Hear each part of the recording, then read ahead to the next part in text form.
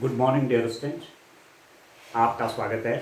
देखिए, class 10th maths के student को आजकल अर्थमेटिक प्रोग्रेशन ये लास्ट एक्सरसाइज कर रहे हैं, समांतर श्रेणियाँ। एक्सरसाइज 5.3 चैप्टर 5 है आपका।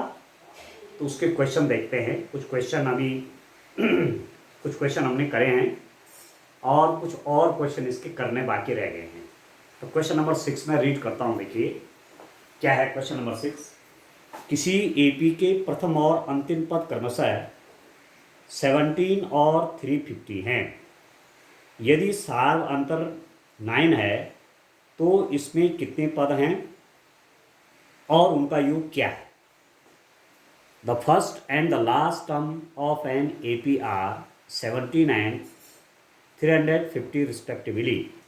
If the common difference is 9, how many terms are there and what is their sum? अब आपको क्या क्या चाहिए डियर स्टूडेंट, क्या क्या दिया हुआ है। एपी का प्रथम पद दिया हुआ है, फर्स्ट टर्म आपको दिया हुआ है एपी का। ए इज इक्वल टू कितना है, first term of AP is 17, ठीक है। एपी का 17 फर्स्ट टर्म है और लास्ट टर्म अंतिम पद लास्ट टर्म है। लास्ट टर्म को आप एल से भी दिखा सकते हैं। लास्ट टर्म एल लिखिए, चाहे ए एन लिखिए, इज इक्वल टू ये आपका कितना है डियर स्टूडेंट, दिस इज 350, ये 350 ठीक है। क्या चाहिए आपको, और भी दिया हुआ है सार अंतर कॉमन डिफरेंस, सार अंतर कॉमन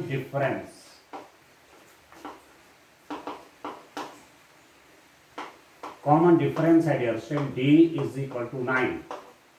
डी आपका 9 है, तो इसमें कितने पद हैं और इनका योग क्या है। नंबर ऑफ द टर्म्स चाहिए, ठीक है। अब मैं मान लेता हूं, देखिए मुझे कुछ मानना चाहिए, मैं मान लेता हूं क्योंकि मुझे एन का पता नहीं है। मुझे ए तो पता है, डी पता है, बट मुझे एन का पता नहीं है, ठीक है। तो मान लेते हैं, let the total terms in AP are N. माना एपी में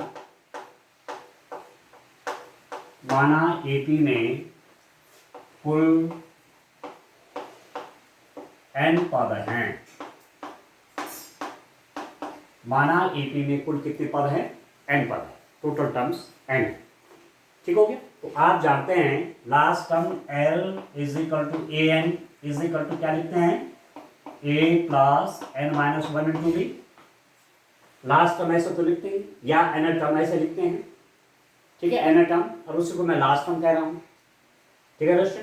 और एल आपको दिया हुआ है, एल या ए एन आपका 350 है। This implies that 350 is equal to A, ये आपको दिया हुआ है, ए कितना है, that is 17 plus N minus 1 into D, D कितना है, 9 है, ठीक हो गया। अब एक प्लस 17 यहां जाएगा तो माइनस हो जाएगा, तो दिस इंप्लाइज दैट ये हो जाएगा n minus 1 into 9 is equal to 350 minus 17। n minus 1 into 9 is equal to, इसमें 17 माइनस कर दीजिए, तो दिस इंप्लाइज दैट होगा कितना है, n minus 1 into 9 is equal to, minus कर लीजिए, ठीक है। 10 में से 7 गए 3, 4 में से 1 गए 3, 333 हो गया, ठीक है। और n माइनस 1 होगा कितना, n माइनस 1 की वैल्यू आप निकालेंगे तो कितना हो जाएगा, n minus 1 is equal to, ये हो गया आपका 333 डिवाइडेड बाई 9, तो काट लीजिए इसको। 9 4 जा 9 3 जा 27, ठीक है। 9 3 जा 27, 6 हो गया, 9 7 जा 63, 37 हो गया। तो n-1, this implies that n-1 is equal to 37। तो this implies that n is equal to कितना होगा दोस्तों, ये -1 वहाँ जाएगा, प्लस हो जाएगा, दैट इज 38। तो टोटल टर्म्स हो गए, कुल पद हो गए ए पी के कुल पद, टोटल टर्म्स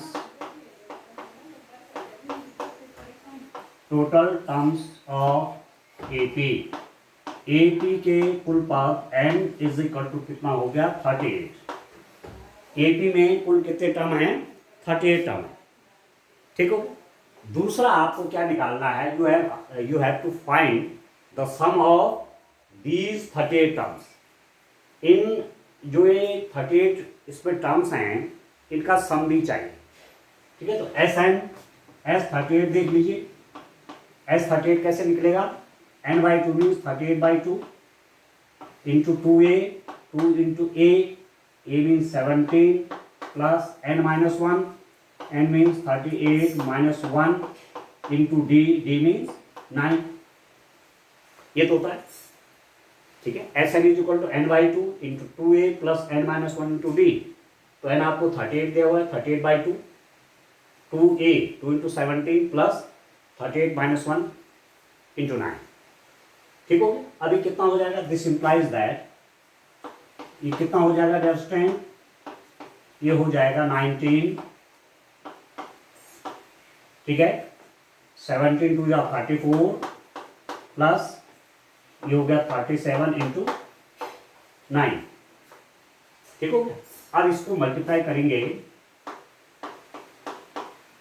देखिए 34 प्लस 9 7 जा 63, कैरी 6, 9 3 जा 27 और 6, 27 और 6 ये आ गया,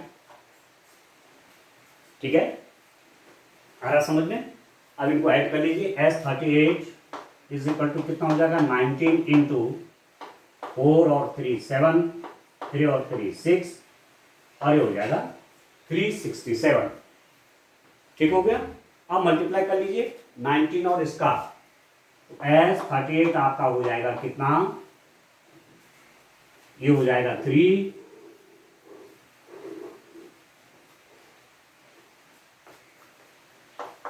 13 आ जाएगा,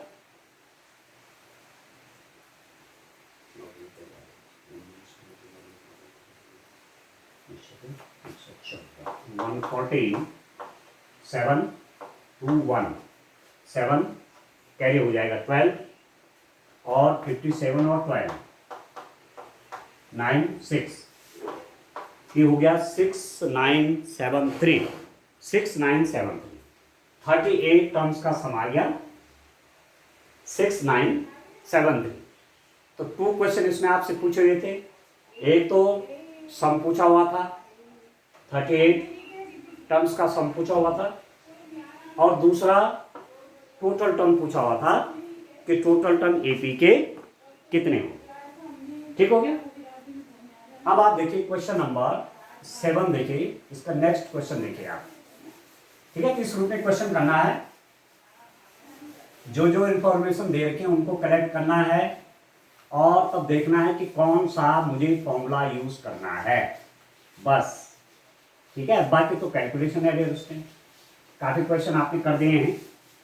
अब मुझे पूरा अंदाज है, इस बात को मैं कह सकता हूं कि अब आपको इन क्वेश्चंस को सॉल्व करने की प्रैक्टिस हो गई होगी, ठीक है।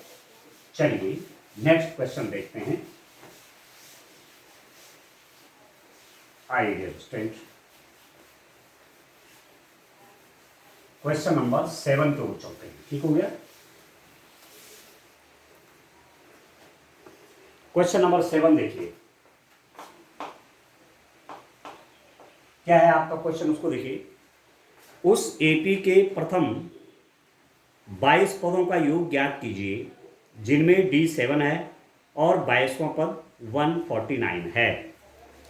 Find the sum of the first 22 terms of an AP in which D7 and 22nd term is 149।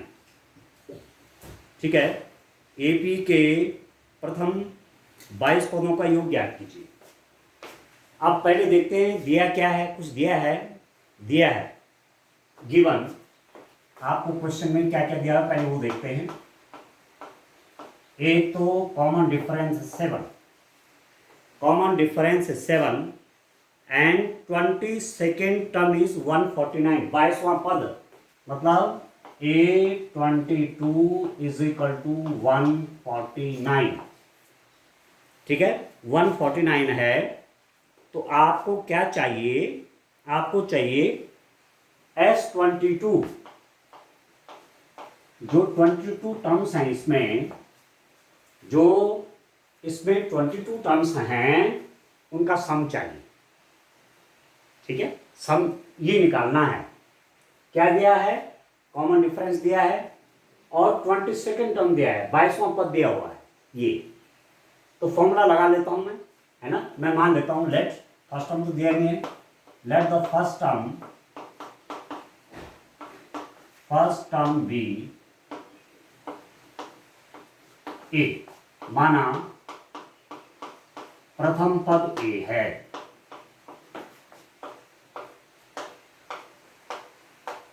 माना प्रथम पद क्या है, ए है।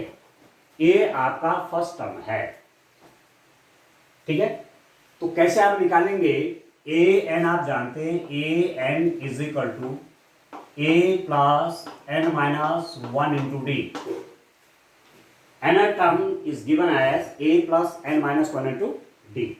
A n की जगह पे 22 ये दिया हुआ है। दिस इंप्लाइज दैट, आप लिख सकते हैं A22 is equal to a plus n की जगह 22 माइनस 1 इंटू डी। डी आपको दे रखा 7 और इसकी जगह रख दीजिए ये। ठीक है, तो यहां से आपको a की वैल्यू मिल जाएगी। तो दिस इंप्लाइज दैट कितना हो रहा है, 149 is equal to a plus कितना हो गया dear student, 22 minus 1,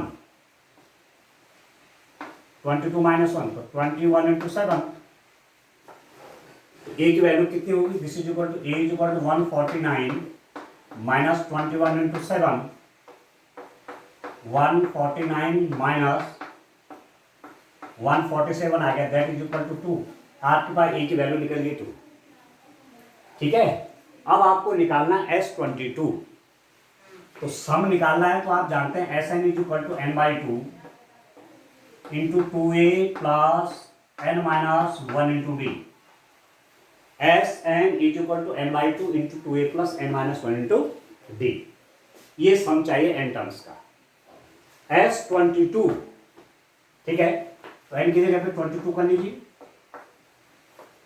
n by 2 22 by 2, ठीक हो रहा, 2a, a means 2 plus n कितना 22 माइनस 1 इंटू डी कितना दैट इज 7।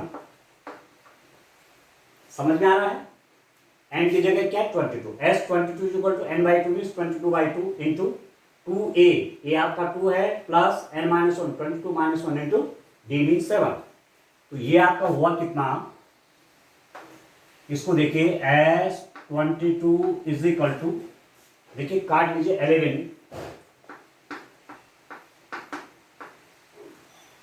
ठीक है, 2 2 जा 4, 22 minus 1 21 into 7, S22 is equal to 11। इसको देखिए 4 प्लस 147, 7 1 जा 7, 7 2 जा 14, तो ये कितना हुआ S22 is equal to 11 into plus कर लीजिए 151, S22 कितना हो गया, ये आ गया 1661 ये आ गया 22 टर्म्स का सम, ठीक है, सम ऑफ 22 टर्म्स, ठीक है, 22 पदों का योग, 22 पदों का योग कितना आ गया आपको, दिस इज इक्वल टू 1661, ठीक है। तो केवल दो फॉर्मूले मैंने यूज किए, एन टर्म वाला और एक सम वाला, बस। तो जो मुझे चाहिए था वो निकल गया, ठीक हो रहा है। तो चलिए अब नेक्स्ट क्वेश्चन देखिए, इसके आगे क्वेश्चन नंबर 8 देखते हैं डियर स्टूडेंट। आप देखिए,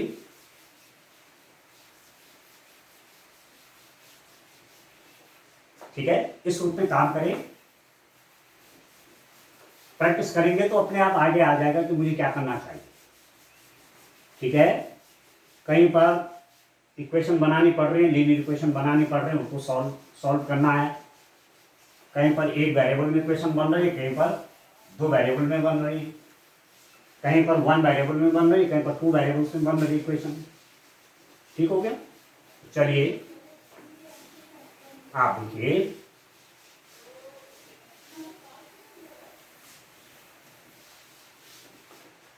देखिए dear student,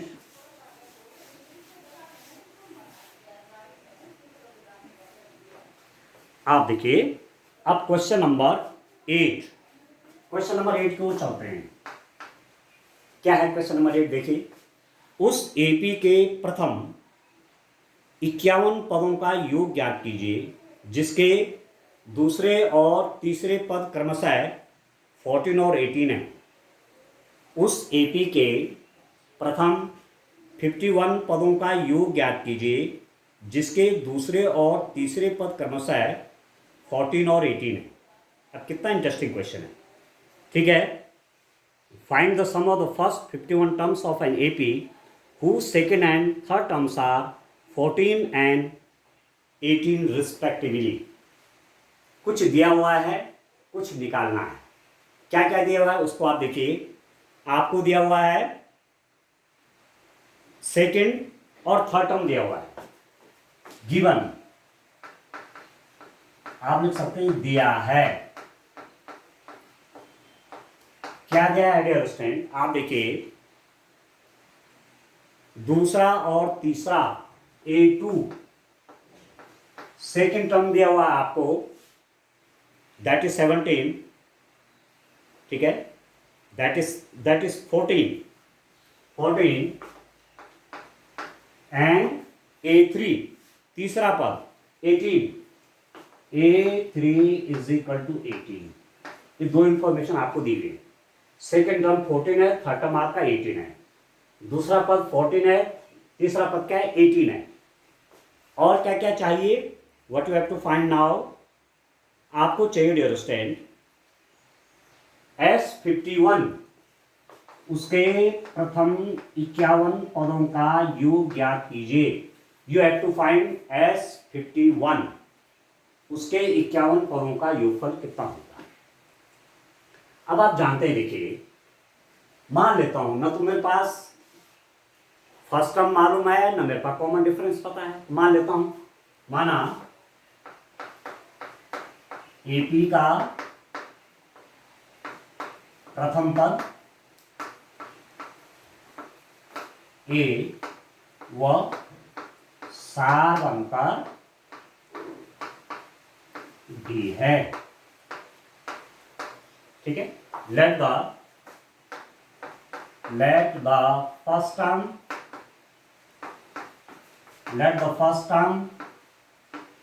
and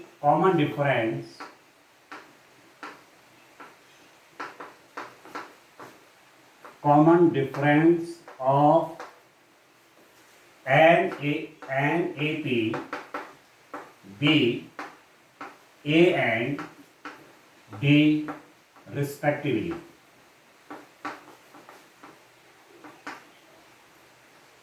Okay, first term is A, common difference is D। क्या दिया हुआ है, since A2 is equal to 14, ठीक है, सेकेंड टर्म 14 है, दूसरा पद 14 है। तो आप जानते हैं कि A N is equal to A plus N minus one into D.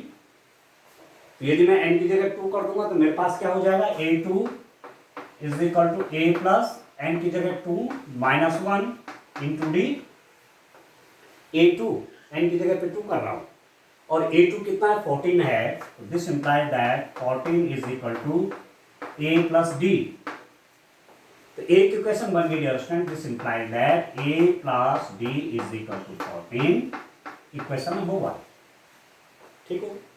अब देखिए सेकेंड कंडीशन क्या है, A3 is equal to 18 since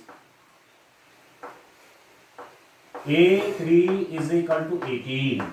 A3 अब यहां A3 करिए तो A3 कितना होगा, A3 is equal to A plus 3 minus one into D. A3 N की जगह 3 कर दूं, A plus 3 minus one into D. A3 कितना 18 है, तो 18 is equal to A plus 2D। या आप लिख सकते हैं A plus 2D is equal to 18, equation number 2। तो एक इक्वेशन हो गई, A plus D is equal to आपका है 14 और एक इक्वेशन हो गई dear student A plus 2D is equal to 18। ठीक हो रहा है। अब बड़ी इंटरेस्टिंग बात है, आपको जो इंफॉर्मेशन दी रहती है वो इतनी पर्याप्त होती हैं कि आप रिजल्ट तक पहुंच जाते हैं। The information given in the question are adequate to find the solution of the problem. ठीक है, आपको कंडीशन पर्याप्त दी रहती है। ठीक है, आपको कंडीशन उतनी दी रहती हैं जितनी की आपको आवश्यकता है। जैसे इस प्रॉब्लम में ना मुझे ए पता था ना मुझे डी पता था। ठीक है, तो उन्होंने दो कंडीशन दे दी कि आप ए भी निकालो डी भी निकालो, नहीं तो एक कंडीशन से एक इक्वेशन बनती और ए और डी के इनफाइनाइट सॉल्यूशन होते, तब ए और डी की यूनिक वैल्यू नहीं निकलती। ठीक है, अद्वितीय मान नहीं निकलता, ए और डी का अनंत मान निकल जाती। इसलिए दो कंडीशन दे दी ये, जिससे आप दो इक्वेशन बनाओ। आपके पास 2 अननोन है, 2 अज्ञात राशि ए और डी। ए भी अननोन है, डी भी अननोन है, ए भी अज्ञात है, डी भी अज्ञात है। 2 का पता नहीं, इसलिए इक्वेशन भी 2 चाहिए सॉल्व करने के लिए। ठीक है, ठीक है ना, इसलिए 2 कंडीशन आपको दी। अब यहां पर लिखिए घटाने पर सबट्रैक्टिंग, किससे सबट्रैक्टिंग कर रहा हूं, घटाने पर इक्वेशन नंबर 1 से 2 को माइनस कर रहा हूं। तो नीचे के सब साइन बदलेंगे, ये प्लस है तो माइनस, ये प्लस है तो माइनस, ये प्लस है तो माइनस, कट गया। d माइनस 2d, ये minus D is equal to 14 minus 18 minus 4। d minus 2d minus d, 14 minus 18 minus 4। तो this implies that d is equal to निकल गया 4। ठीक है, नेगेटिव है, नेगेटिव हटा दीजिए, डी की वैल्यू 4 आ गई। इस डी की वैल्यू को यहां रखिए from equation 1। From equation 1 a plus D is equal to 14, this implies that a तो पता नहीं है, डी है 4 इज इक्वल टू 14। तो this implies that a is equal to 14 minus 4 that is equal to 10। a की value निकल गई 10।